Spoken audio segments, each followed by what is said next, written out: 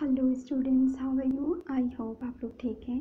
And आज हम discuss करेंगे बायोकेमिस्ट्री की जो लेक्चर सीरीज़ है उसमें नेक्स्ट टॉपिक जो मायोग्लोबिन, राइट, हीमोग्लोबिन के बारे में हमने आपको बताया था प्रीवियस लेक्चर में। सो उसी उसमें टॉपिक में कंटिन्यू करते हुए अब हम आज डिस्कस करेंगे मायोग्लोबिन। एंड देखिए, जो प्रोटीन में हमने आपको fibrous protein and globular protein बताया था, तो ग्लोब्यूलर प्रोटीन में हम एक एग्जांपल कर चुके हैं हीमोग्लोबिन का। आज हम थोड़ा सा डिस्कस कर लेते हैं मायोग्लोबिन के बारे में। एंड मायोग्लोबिन के बाद जो नेक्स्ट लेक्चर होगा वो फाइब्रस प्रोटीन में कोलाजन को डिस्कस करेंगे, जो मोस्ट स्टडीड केस है, राइट। उससे भी काफ़ी क्वेश्चंस जो हैं वो एग्ज़ाम में पूछे जाते हैं। तो चलिए स्टार्ट करते हैं। देखिए, यहाँ पर हमने जो based on the shape and solubility, अगर कोई भी प्रोटीन है तो प्रोटीन आप जानते हैं कि उसकी शेप एंड सोलिबिलिटी के अकॉर्डिंग हम प्रोटीन को डिवाइड करते हैं fibrous protein and globular protein में, राइट। जो ग्लोब्यूलर प्रोटीन है उसमें हमने आपको पहले भी डिस्कस कर चुके हैं हीमोग्लोबिन का केस। एंड कुछ प्रॉपर्टीज़ हैं जो अभी आपको थोड़ा माइंड में रख लेनी चाहिए, जिससे आपको के क्लियर हो जाएगा और भी। तो देखिए, fibrous protein shape and solubility के अकॉर्डिंग हमने डिवाइड किया है fibrous protein and globular protein, right. तो पहले आप देखिए, जो कुछ स्ट्रक्चर हैं इंपॉर्टेंट वो फाइब्रस प्रोटीन के हैं। तो फाइब्रस प्रोटीन जो है वो रोड शेप्ड होती है, मोस्टली वाटर इनसॉल्युबल होती है, राइट, वाटर में इनसॉल्युबल होती है। Particular kind of predominant second structure, मतलब उसमें एक पर्टिकुलर टाइप का कोई एक प्रीडोमिनेंट सेकंड स्ट्रक्चर प्रेजेंट होगा। मेनली स्ट्रक्चरल फंक्शंस, जो स्ट्रक्चरल फंक्शंस का मतलब है कि वो मेनली कोई भी प्रोटीन अगर किसी भी सेल वॉल में या कहीं भी प्रेजेंट होगा तो वो मोस्टली स्ट्रक्चर प्रोवाइड करेगा, राइट। तो एग्जांपल जैसे कोलेजन, इलास्टिन एंड केराटिन। अगर आप ये देखें कि ये कोलेजन, इलास्टिन, केराटिन हम इन्हें ईसीएम के अंदर एक्स्ट्रा सेलुलर मैट्रिक्स में जो प्रोटीन स्टडी करते हैं तो उसमें मेनली हम स्टडी करते हैं ईसीएम प्रोटीन्स को जो स्ट्रक्चर प्रोवाइड कराती हैं, राइट। तो ये कुछ जो फंक्शंस हैं वो हमने डिस्कस किए फाइब्रस प्रोटीन के। अब कुछ ग्लोब्यूलर प्रोटीन जो हैं उनके फंक्शन डिस्कस करते हैं। तो जो ग्लोब्यूलर प्रोटीन है, जैसे एग्जांपल हमने आपको बताया मायोग्लोबिन एंड हीमोग्लोबिन, ये स्फेरिकल शेप्ड होती है, जबकि हमने क्या बताया फाइब्रस प्रोटीन में कि वो जो है तो वो रोड शेप्ड होती है। ये स्फेरिकल शेप्ड है, वाटर सॉल्युबल है, वाटर में सॉल्युबल है, राइट। सेकंड स्ट्रक्चर मे और मे नॉट भी प्रेजेंट हो भी सकती है, नहीं भी हो सकती है।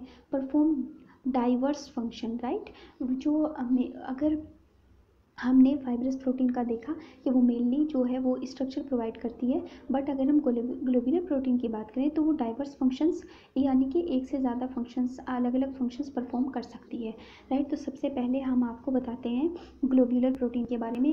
हमने हीमोग्लोबिन का केस डिस्कस किया था, अब हम मायोग्लोबिन का केस डिस्कस करते हैं, okay. Spatial distribution of amino acid in globular protein, right, based on the polarities. अगर हम किसी भी ग्लोब्यूलर प्रोटीन में अगर हम उसका अमीनो एसिड का डिस्ट्रीब्यूशन देखें तो उसकी पोलैरिटी के अकॉर्डिंग जो है वो प्रेजेंट होता है। बेस्ड ऑन देयर पोलैरिटी हम उसे डिस्कस करते हैं। देखिए, अगर कोई भी हमने आपको बताया है कि अगर 20 अमीनो एसिड होते हैं, राइट, उसमें पोलर होती है साइड चेन, नॉन पोलर भी होती है। अगर साइड चेन पोलर है तो वो पॉजिटिवली चार्ज भी हो सकती है, नेगेटिवली चार्ज भी हो सकती है pH 7 पर, राइट, ये आपको पता है। अगर सोलवेंट जो है वो वाटर है, अगर हम सॉल्वेंट वाटर कंसीडर कर रहे हैं तो ग्लोब्यूलर प्रोटीन जो है उसमें non polar amino acid residue occur mostly in the core और इनर रीजन। एक बात बताइए, हमने आपको हीमोग्लोबिन के साथ भी डिस्कस किया था कि उसमें हाइड्रोफोबिक स्पॉट डेवलप हो जाते हैं, जिससे कि हमारे पास जो सिकल सेल एनीमिया का केस आया था, राइट। तो अगर कोई भी प्रोटीन में अगर polar non polar side chain present होगी तो वो मोस्टली कोर रीजन में यानी कि इनर रीजन में प्रेजेंट होगी, बिकॉज वो वाटर से इंटरेक्ट ही नहीं करती है। एक बात बताइए, अगर हम सॉल्वेंट वाटर कंसीडर कर रहे हैं और नॉन पोलर अमीनो एसिड की बात कर रहे हैं तो नॉन पोलर अमीनो एसिड तो वाटर से इंटरेक्ट करेगा ही नहीं, तो वो तो ऑब्वियसली कोर रीजन में या इनर रीजन में प्रेजेंट होगा, राइट। और अगर हम charged polar amino acid residue की बात करें तो mostly located on the surface of the protein, वो मोस्टली प्रोटीन के सरफेस पर प्रेजेंट होगा अगर पोलर साइड चेन प्रेजेंट है, राइट। और अगर non polar side chain present है तो वो मोस्टली इनर रीजन में या फिर कोर रीजन में प्रेजेंट होगा, क्योंकि वो वाटर से इंटरेक्ट नहीं करता है, राइट। ओके, चलिए नेक्स्ट देखते हैं। अब अगर हम मायोग्लोबिन का केस डिस्कस करें, राइट, देखिए अब हम एग्जाम्पल की बात करते हैं। तो एग्जाम्पल में हम अभी स्टडी करेंगे मायोग्लोबिन का केस, राइट। सो मायोग्लोबिन जो है वो मोस्ट स्टडीड केस है और मायोग्लोबिन की कुछ प्रॉपर्टीज़ हैं, पहले उन्हें देखिए। ये ग्लोबुलर प्रोटीन है, मोनोमेरिक प्रोटीन है। देखिए अगर आप कंपेयर करके पढ़ेंगे, राइट, कंपेयर करने के बाद आप समझेंगे तो आपको बहुत इजीली समझ में भी आएगा एंड आपको जो है वो कोई प्रॉब्लम भी नहीं होगी समझने में। तो अगर हीमोग्लोबिन से कंपैरिजन करते हुए आप मायोग्लोबिन के केस को स्टडी करें तो ज़्यादा बेटर होगा। देखिए ग्लोबुलर प्रोटीन होती है, मोनोमेरिक प्रोटीन होती है, सिंगल पॉलीपेप्टाइड प्रेजेंट होती है। मोनोमेरिक प्रोटीन का मतलब होता है कि सिंगल पॉलीपेप्टाइड प्रेजेंट है और सिंगल पॉलीपेप्टाइड है तो ये हायर डिग्री ऑफ ऑर्गेनाइजेशन को ऑप्ट कर सकता है। कौन सा? तो tertiary structure, right.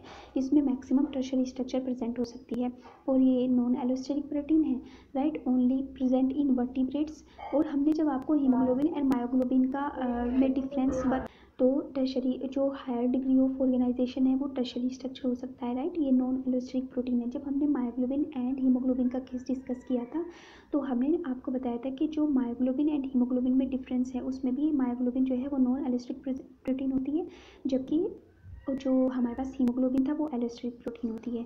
Only present in vertebrates, जबकि हीमोग्लोबिन को हमने बोथ वर्टिब्रेट एंड इनवर्टिब्रेट दोनों में प्रेजेंट होती है, राइट। ऑक्सीजन बाइंडिंग प्रोटीन है जो स्टोरिंग ऑक्सीजन का क्या करती है? स्टोरिंग, राइट, स्टोर करती है ऑक्सीजन को, जबकि हमने बोला था हीमोग्लोबिन में कि हीमोग्लोबिन जो है वो ऑक्सीजन का ट्रांसपोर्ट करती है और ये कॉन्जुगेटेड प्रोटीन है, राइट। और प्रोटीनेशियस, अगर नॉन प्रोटीनेशियस पार्ट दोनों ही प्रेजेंट है तो हम उसको बोलते हैं कॉन्जुगेटेड प्रोटीन। और जो सबसे पहला मायोग्लोबिन का स्ट्रक्चर बताया था वो जॉन किंट्रू थे। ये साइंटिस्ट का नाम आप याद रखिएगा। कभी कभी जो क्वेश्चंस होते हैं वो मैचिंग में पूछ लिया जाता है कि मायोग्लोबिन की डिस्कवरी एंड दूसरे साइड पर साइंटिस्ट दिए जाते हैं तो आपको मैच करने के लिए आ सकता है। तो जो फर्स्ट एक्सरे स्ट्रक्चर था प्रोटीन का वो मायोग्लोबिन में स्पर्म वेल में जो स्पर्म है वहाँ से मायोग्लोबिन लिया गया था। रिपोर्टेड हुआ था 1958 में बाय जॉन किंट्रू, राइट। ये तो इसका हिस्ट्री आप देख लीजिएगा। मायोग्लोबिन जो है वो प्रोटीन, इसमें भी सेम जैसे हमने आपको हीमोग्लोबिन में बताया था, प्रोटीन ग्लोबिन प्रोटीन प्रेजेंट होती है। नॉन प्रोटीनिशियस पार्ट जो होता है वो हीम प्रेजेंट होता है, यानी कि हम बोल सकते हैं कि प्रोस्थेटिक ग्रुप जो प्रेजेंट है वो हीम प्रेजेंट है एंड प्रोटीन पार्ट जो है वो ग्लोबिन प्रोटीन प्रेजेंट होती है। अब ग्लोबिन को देखिए, हमने हीमोग्लोबिन में बात की थी कि वहाँ पर alpha globin and beta globin दो पॉलीपेप्टाइड प्रेजेंट होती हैं, तो यहाँ सिंगल पॉलीपेप्टाइड हमने आपको बताई, राइट। इसमें 153 अमीनो एसिड रेजिड्यू प्रेजेंट होते हैं।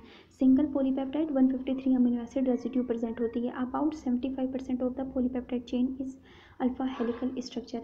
जैसे हमने आपको जो जनरल पॉइंट्स थे उनमें भी बताया था कि जो ग्लोबुलर प्रोटीन होगी उसमें कोई ना कोई प्रीडोमिनेंटली सेकंड स्ट्रक्चर प्रेजेंट होगा, राइट। तो यहाँ पर जो सेकंड स्ट्रक्चर प्रीडोमिनेंट प्रेजेंट होता है अल्फा हेलिकल स्ट्रक्चर होता है, राइट। तो 75% of the polypeptide chain is alpha helical structure. Alpha helix जो है वो राइट हैंडेड होता है। टोटल हेलिकल सेगमेंट कितने होते हैं? तो 8, राइट। जैसे अगर हम अल्फा हेलिक्स की बात करते हैं तो आपको left handed and right handed दोनों मिलता है। तो यहाँ हम बात कर रहे हैं कि जो अल्फा हेलिकल स्ट्रक्चर है, जो सेकेंडरी स्ट्रक्चर है वो राइट हैंडेड होती है।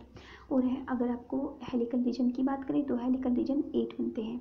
अगर प्रोटीन का स्ट्रक्चर आपको समझना है तो मैं आपको डिस्कस कर दूंगी नेक्स्ट लेक्चर में प्रोटीन का जो स्ट्रक्चर होते हैं, सेकेंडरी स्ट्रक्चर्स एंड जो भी प्रोटीन से रिलेटेड अदर फंक्शंस हैं, राइट। तो 1 अल्फा हेलिक्स जो वो 723 अमीनो एसिड रेजिड्यू का होता है। और इंटर हेलिक्स, ये तो हेलिक्स की बात की गई है कि अगर हम इंटर हेलिकल रीजन को डेसिग्नेट करते हैं ABBCCDGH रिस्पेक्टिवली, राइट। तो अगर हम जैसे ये अल्फा हेलिकल स्ट्रक्चर यहाँ पे प्रेजेंट है, अगर हम इस डायग्राम में देखें तो यहाँ अल्फा हेलिकल स्ट्रक्चर प्रेजेंट है और ये सेगमेंट है, इंटर हेलिकल रीजन है AB। अगर नेक्स्ट हेलिकल रीजन आएगा तो हम दूसरे नेक्स्ट वाले इंटर हेलिकल रीजन को बोलेंगे BC, राइट। तो ऐसे ये इसमें 8 हेलिकल रीजन प्रेजेंट होते हैं। तो ये तो हुई किसकी बात हमने कही है, मायोग्लोबिन में जो ग्लोबिन प्रोटीन प्रेजेंट होती है उसमें। अब अगर हीम की बात करें तो हीम में प्रेजेंट होता है, देखिए हीमोग्लोबिन में भी हमने आपको हीम डिस्कस किया था कि हीम जो प्रेजेंट होता है as a prosthetic group haemoglobin में भी। तो हीमो जो जो हीम है उसका कुछ यहाँ पर फंक्शंस हैं, तो उसे आप एक बार देख लीजिए। हीम जो है वो पोरफायरिन डेरिवेटिव्स है, टेट्रापायरोल स्ट्रक्चर होती है। ये रफली डायग्राम है, आप इसे एक बार फेयर देख लीजिएगा किसी भी बुक से, राइट। तो ये ऐसे ही रफ डायग्राम जस्ट आपको बताने के लिए ड्रॉ किया है। तो पोरफायरिन रिंग प्रेजेंट होती है, देखिए अगर मैं बात करूं तो यहाँ पर ये पोरफायरिन रिंग प्रेजेंट होती है, राइट। मीथेन प्रेजेंट होता है, डबल बॉन्ड CH, मीथेन का लिंकेज प्रेजेंट होता है यहाँ पर, राइट। और अगर पोरफायरिन की इधर बात देखें, पायरोल रिंग प्रेजेंट होती है, ये पायरोल रिंग है, ये हेट्रोसाइक्लिक होती है, एरोमेटिक रिंग होती है, राइट। 5 मेंबर रिंग है, देखिए 1 2 3 4 5, तो 5 मेंबर रिंग होती है। हेट्रोसाइक्लिक है क्योंकि इसमें कार्बन और नाइट्रोजन दोनों प्रेजेंट होते हैं, इसलिए हम उसे बोल रहे हैं कि ये हेट्रोसाइक्लिक रिंग है। और ये एरोमेटिक रिंग भी प्रेजेंट होती है, जैसे अगर हम बेंजीन की बात करें तो बेंजीन में एरोमेटिक रिंग प्रेजेंट होती है। 4 pyrrole ring connected with methane linkage, और अगर ये तो हमने आपको एक पायरोल रिंग की बात बताई, राइट। और ये 4 पायरोल रिंग कनेक्ट होते हैं किससे, मीथेन लिंकेज के थ्रू पोरफायरिन रिंग बनाते हैं, राइट। प्लेनर स्ट्रक्चर होती है।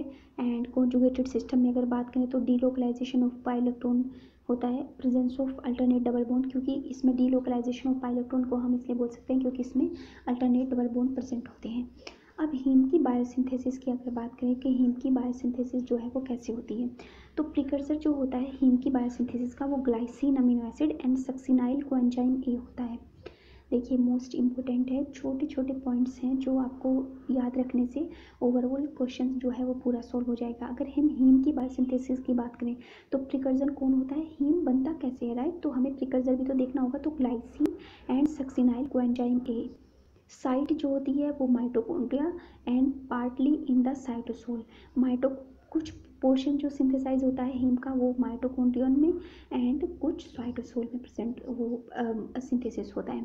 अगर सक्सिनाइल कोएंजाइम की बात करें तो सक्सिनाइल कोएंजाइम में प्लस ग्लाइसिन क्या बनाता है, डेल्टा अमीनो ल्यूवेनिलिक एसिड, राइट। ये इंटरमीडिएट कंपाउंड है, ये बनता है। फिर उसके बाद हमारे पास प्रोटोपोरफायरिन रिंग और हीम डेवलप होता है, राइट। NOFe प्रेजेंट होता है और हीम में और हमारे पास आयरन प्रेजेंट होता है जिसमें 4 कोऑर्डिनेट बॉन्ड होते हैं।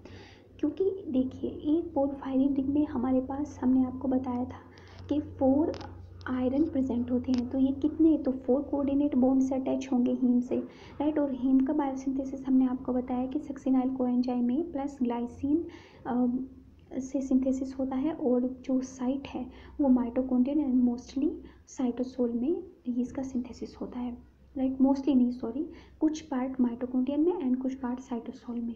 और प्रिकर्सर हमने आपको बताया glycine and succinyl coenzyme A, और यहाँ पर Fe2+ प्रेजेंट होता है हीम में। अब अगर नेक्स्ट बात करें तो हीमोग्लोबिन जो है वो बाइंड किससे करता है, तो हीमोग्लोबिन रिड्यूस फॉर्म में हीमोग्लोबिन की बात नहीं करें, मायोग्लोबिन की, तो मायोग्लोबिन रिड्यूस फॉर्म में प्रेजेंट होता है यहाँ, और रिड्यूस फॉर्म में ही बाइंड करता है ऑक्सीजन के साथ मायोग्लोबिन के केस में, राइट। ये रिड्यूस फॉर्म है। Ferrous show binding with O2, right. तो ये फेरस स्टेट, रिड्यूस स्टेट जो होती है वो मायोग्लोबिन में ऑक्सीजन के साथ बाइंड करती है। और अगर हम ऑक्सीडाइज स्टेट की बात करें तो ऑक्सीडाइज स्टेट में हमारे पास Fe3+ आ जाएगा जो मायोग्लोबिन का फॉर्मेशन करता है। ये जस्ट रफली डायग्राम है आपको बताने के लिए। जैसे अगर हमारे पास आयरन प्रेजेंट है पोरफायरिन रिंग में, तो आयरन जो है वो यहाँ पर ऑक्सीजन के साथ बॉन्ड बनाएगा, राइट। फिर उसके हीम के साथ, आयरन का हीम के साथ, हीम जो है वो किसके साथ बॉन्ड करता है, तो हिस्टिडीन में, राइट। हिस्टिडीन अमीनो एसिड के, ग्लोबिन प्रोटीन के, क्योंकि हीम जो है वो एज ए प्रोस्थेटिक ग्रुप ही तो प्रेजेंट है मायोग्लोबिन में, तो हीमोग्लोबिन प्रोटीन से तो ये बाइंड करेगा। तो ग्लोबिन प्रोटीन में जो प्रेजेंट हिस्टिडीन है 93 पोजीशन पर, और अगर हम हिस्टिडीन F8 का मतलब है कि अगर हम हेलिकल स्ट्रक्चर की बात करें तो हेलिकल स्ट्रक्चर एफ में, अगर हेलिकल स्ट्रक्चर में आपको बताना है तो हेलिकल स्ट्रक्चर F में 8 पोजीशन पर हिस्टिडीन प्रेजेंट है, उससे हीम बाइंड करता है। और अगर ओवरऑल आप पॉलीपेप्टाइड की बात करें तो उसमें 93 पोजीशन पर जो हिस्टिडीन प्रेजेंट है वो बाइंड करता है हीम के साथ। ग्लोबिन प्रोटीन में जो प्रेजेंट हिस्टिडीन है वो बाइंड करता है हीम के साथ, राइट। तो हम उसे बोलते हैं ये तो पोजीशन राइट बताई हमने आपको, ये प्रोक्सिमल हिस्टिडीन बोलेंगे F8 में। तो ये हमने आपको जैसे बताया कि हम हिस्टिडीन F8 क्यों बोलें, क्योंकि द हेलिक्स की 8th पोजीशन पर जो हिस्टिडीन प्रेजेंट है इसलिए हम उसे बोल रहे हैं हिस्टिडीन F8। और यहाँ पर इमिडाजोल रिंग प्रेजेंट होती है किसमें, हिस्टिडीन में। हिस्टिडीन का अगर आप स्ट्रक्चर देखें तो हिस्टिडीन में इमिडाजोल रिंग प्रेजेंट होती है साइड चेन में। तो 4 कोऑर्डिनेट बॉन्ड बने right, 4 coordinate bond planar structure में, और एक बना हमारे पास कोऑर्डिनेट बॉन्ड किसके साथ, ऑक्सीजन के साथ, और एक बना हमारा जो हिस्टिडीन की नाइट्रोजन के साथ। ठीक, तो टोटल कितने बॉन्ड हुए, तो 6 कोऑर्डिनेट बॉन्ड हुए। हमने आपको बताया कि पोरफायरिन रिंग यानी कि हीम में जो पोरफायरिन रिंग प्रेजेंट है उसमें तो फेरस जो आयरन है राइट, वो 4 कोऑर्डिनेट बॉन्ड बना रहा था। एक बॉन्ड बनाया उसने ऑक्सीजन के साथ, एक बॉन्ड ग्लोबिन प्रोटीन में हिस्टिडीन जो प्रेजेंट है उसके साथ। तो टोटल नंबर अगर कोऑर्डिनेट बॉन्ड की बात करें तो total number of coordinate bond कितने बने, तो 6 राइट। पॉज करने के बाद अब ये इन्फॉर्मेशन को आप नोट भी कर सकते हैं। अब ऑक्सीजन बाइंडिंग ऑफ मायोग्लोबिन, अगर ऑक्सीजन की मायोग्लोबिन के साथ बाइंडिंग आपको दिखाएं कैसे होती है, तो ये रिवर्स बाइंडिंग होती है, यानी कि अगर ऑक्सीजन ने बाइंड किया तो वो डिसोसिएट भी हो सकती है। एक मायोग्लोबिन एक ऑक्सीजन के साथ बाइंड करता है, और हीमोग्लोबिन के केस में हमने आपको बताया था कि एक हीमोग्लोबिन 4 ऑक्सीजन के मॉलिक्यूल से बाइंड कर सकता है। तो ऑक्सीजनेशन, और अगर हम इसे बात कहें कि अगर एक मायोग्लोबिन के साथ ऑक्सीजन बाइंड करता है तो हम उसे बोलेंगे ऑक्सीजनेशन राइट, उसे हम बोलेंगे ऑक्सीजनेशन। ऑक्सीजनेशन हम इसलिए बोल रहे हैं क्योंकि फेरस जो आयरन प्रेजेंट है उसकी तो स्टेट में कोई फ़र्क नहीं हो रहा है राइट, स्टेट में तो कोई चेंज नहीं हो रहा है, इसलिए तो हम ऑक्सीडेशन नहीं बोलेंगे कि इसका ऑक्सीडेशन हो रहा है, सेम है फेरस जो। देखिए अगर मैं बात करूँ तो हमने बताया Fe2+, तो Fe2+ से हम Fe3+ थोड़ी कर रहे हैं क्योंकि अगर हम ये करेंगे तो ऑक्सीडेशन स्टेट चेंज हो जाएगी, तो हम तब बोलेंगे कि ऑक्सीडेशन हुआ है। बट यहाँ पर तो हम सिर्फ ऑक्सीजन की बाइंडिंग को शो करा रहे हैं, Fe2+ के साथ एक ऑक्सीजन के मॉलिक्यूल की बाइंडिंग दिखा रहे हैं, जिसे हम बोल रहे हैं ऑक्सीजनेशन राइट, तो हम इसे बोल रहे हैं ऑक्सीजनेशन।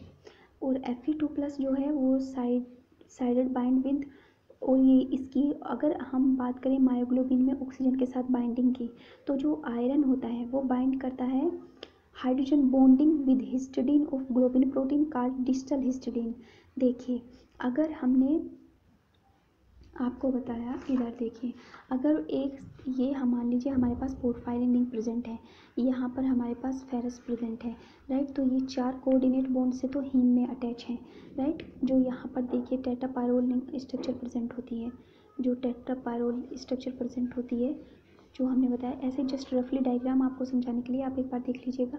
तो हीम यहाँ पर जो राइट, ये ग्लोबिन ये हीम यहाँ पर बाइंड कर रहा था हिस्टिडीन के साथ, जो किस में प्रेजेंट है, ग्लोबिन में F8 पोजीशन पर, जिसे हमने बोला था प्रोक्सिमल हिस्टिडीन राइट। ये F8 में किस में प्रेजेंट था, ये ग्लोबिन प्रोटीन में। और हम बात करें अब दूसरी साइड से जो आयरन है वो बाइंड करेगा किसके साथ, ऑक्सीजन के साथ राइट। तो हम कह रहे हैं ऑक्सीजन में यहाँ पर हाइड्रोजन बॉन्डिंग होती है राइट, और दूसरी ये इसने बाइंड किया फेरस ने ऑक्सीजन के साथ हाइड्रोजन बॉन्डिंग के साथ राइट, और जो ऑक्सीजन है वो फिर बाइंड करता है किसके साथ, ग्लोबिन प्रोटीन के साथ।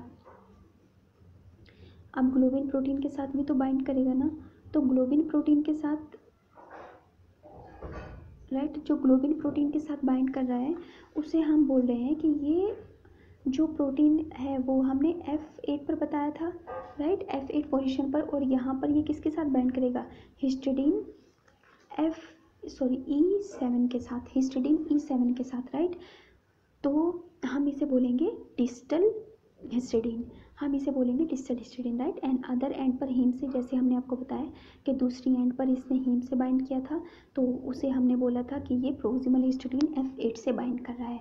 और अगर ऑक्सीजन बाइंड करेगा हिस्टिडीन के साथ तो हम उसे बोलेंगे E7 पर बाइंड कर रहा है, यानी कि ई हेलिकल जो सेगमेंट है उसमें 7th पोजीशन पर जो हिस्टिडीन है उसके साथ, और हम इसे बोल रहे हैं कि ये डिस्टल हिस्टिडीन है राइट। और तो यहाँ से आप रिवाइज करिएगा। अब बात करते हैं हम इसके बाइंडिंग की, जो बाइंडिंग होती है किसके साथ, बाइंडिंग ऑक्सीजन की मायोग्लोबिन के साथ। तो जैसे हमने आपको हीमोग्लोबिन में बताया था कि हीमोग्लोबिन जो है वो एक हीमोग्लोबिन का मॉलिक्यूल 4 ऑक्सीजन के साथ बाइंड करने के बाद HbO4 बनाता है। यहाँ पर एक मायोग्लोबिन है जिसके साथ एक ही ऑक्सीजन की बाइंडिंग होती है, राइट। तो यहाँ पर ये ऑक्सी मायोग्लोबिन का स्टेट हुआ, MbO2 ऑक्सी हीमोग्लोबिन बना। अगर हम Kd की बात करें, Kd क्या होता है हमारा डिसोसिएशन कॉन्स्टेंट। तो Kd की बात करें तो मायोग्लोबिन O2 MbO2, राइट। ये हमारे पास रिएक्टेंट हुई, ये हमारे पास प्रोडक्ट हुआ एंड ये हमारे पास प्रोडक्ट हुआ एंड ये हमारे पास रिएक्टेंट थे, राइट। तो अब हमें y निकालना है, यानी कि y का जो सैचुरेशन होगा, जैसे हमने हीमोग्लोबिन के केस में y की वैल्यू निकाली थी 0.5 पर, हमारे पास P50 वैल्यू आई थी। अब हम मायोग्लोबिन के केस में भी सैचुरेशन देखेंगे। तो y जो है वो फ्रैक्शनल सैचुरेशन है। मायोग्लोबिन बाउंड विद O2, यानी कि मायोग्लोबिन के साथ O2 ने कितना बाइंड किया वो तो MbO2 हो जाएगा, राइट। और टोटल मायोग्लोबिन कितना था, एक तो मायोग्लोबिन के साथ जो बाइंड कर चुका वो, एक जो खाली मायोग्लोबिन प्रेजेंट है वो, हमें टोटल मायोग्लोबिन लेना है ना। तो हमारे पास आप क्या फ्रैक्शन सैचुरेशन अगर हम निकालेंगे, अगर हम y की वैल्यू निकालेंगे, राइट, तो हम सबसे पहले क्या देखेंगे कि जो मायोग्लोबिन ने बाइंड किया ऑक्सीजन के साथ, राइट, तो MbO2 myoglobin bound with oxygen. और टोटल मायोग्लोबिन की अगर बात करें तो टोटल मायोग्लोबिन क्या होगा, तो टोटल मायोग्लोबिन हमारे पास जो बाइंड कर चुका वो भी MbO2 प्लस जो हमारे पास मायोग्लोबिन प्रेजेंट है वो भी, राइट। और यहाँ पर हमारे पास आ जाएगा MbO2। ये हम निकालेंगे y का सैचुरेशन। तो अगर y की वैल्यू जो है 0 से 1 के बीच में आती है तो इफ़ 0 तो नो कोई भी मॉलिक्यूल, अगर देखिए अगर सैचुरेशन 0 है, आप ऐसे मतलब जनरलाइज भी सोचिए कि अगर y की वैल्यू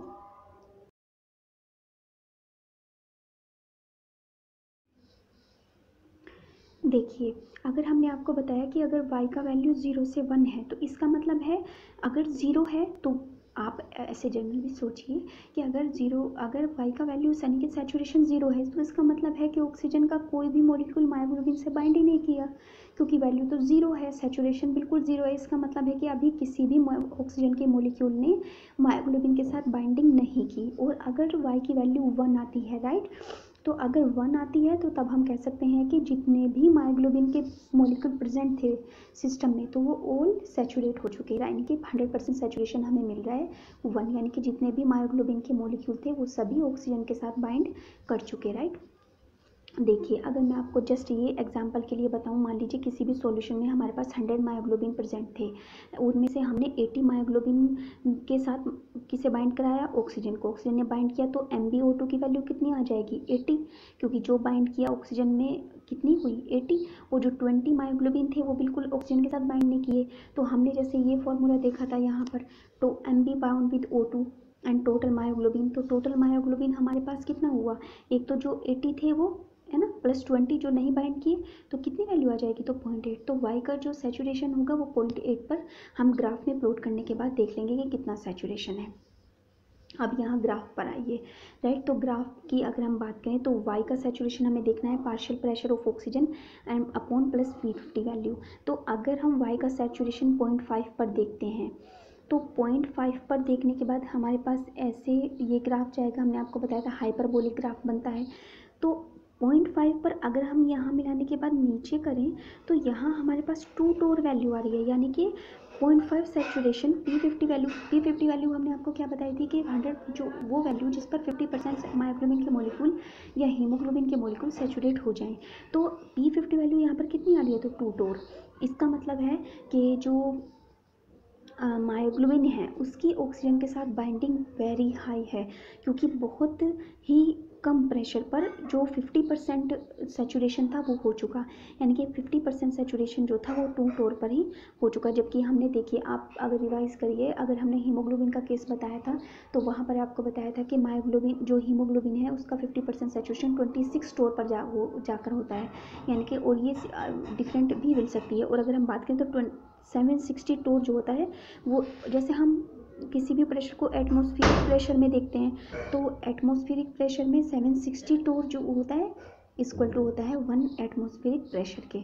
तो यहाँ पर जो 0.5 की वैल्यू है वो कितनी आ रही है, तो 2 टोर।